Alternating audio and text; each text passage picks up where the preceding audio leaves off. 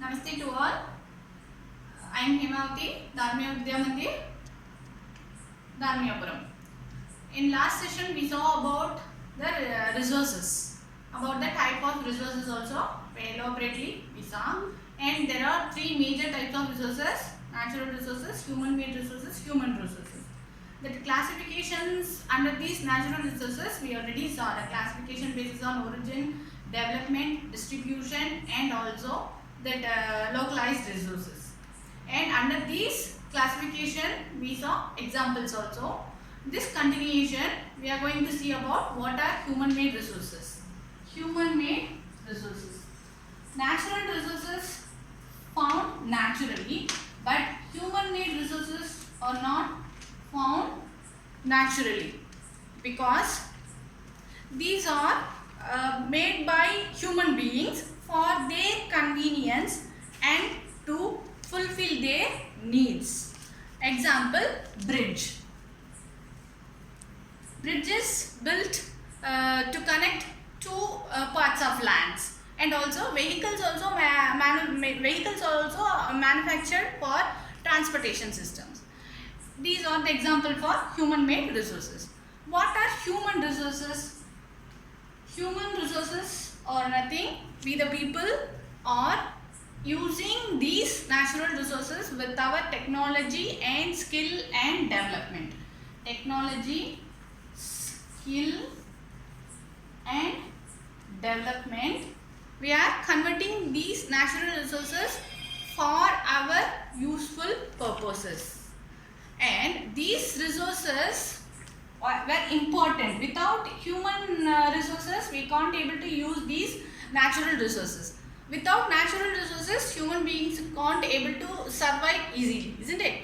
So after that, these resources are very important on the earth. That like these ways, we should conserve our resources. The next content is conservation of resources. Why should we conserve our resources?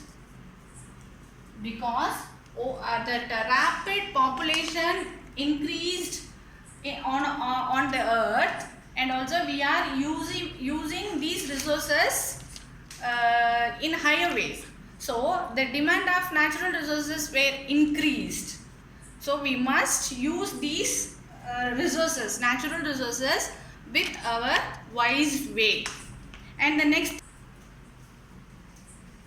these conservation of resources, not only that individual person, every individual person must conserve these resources to minimize the usage of conservation of resources.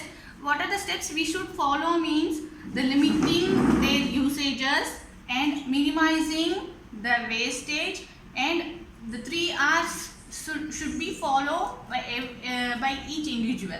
Recycle, reuse and reduce. Reduce means we should reduce the use of resources. For example, we should reduce the transportation system in a single way, isn't it? That means public transportation if we use means this will cause reduces burning of fossil fuels, and also it can control the pollution also. And reuse. This reuse, the resources we can use again and again. For example, after washing fruits, vegetables, we can use these water to watering plants, and also to that agriculture, cultivating these crops. Like this way we can use these resources. And the recycle, the third R is recycle. This recycle, we should creating a new things from old ones. For example, we should use that plastic. We should not use the plastic bags. Instead of that, we can use jute bags. So thus, this way we can conserve these resources. We should follow the 3 R's of formula. And also the next thing is sustainable development. Sustainable development is nothing. Sustainable development is the process of engaging in development that does not damage the environment. We should develop ourselves. We should increase our economical development also with the use of natural resources, but we should not damage the environment. This is called as a sustainable development. Sustainable development is the process of engaging in development that does not damage the environment. This is called as a sustainable development. What are the principles we should follow in this under this sustainable development are: use all resources in sustainable manner and minimize the depletion of natural resources, and also do not damage the natural environment, and also educate and enable the people to take care of their own environment. So thus this way we should conserve our resources. So role of individual in conservation of natural resources are very important, and also we should control pollution, in all pollution, land pollution, water pollution, air pollution, we should control. Thus these ways we can control our conservation of our resources and also control pollution. I hope you all understood this topic.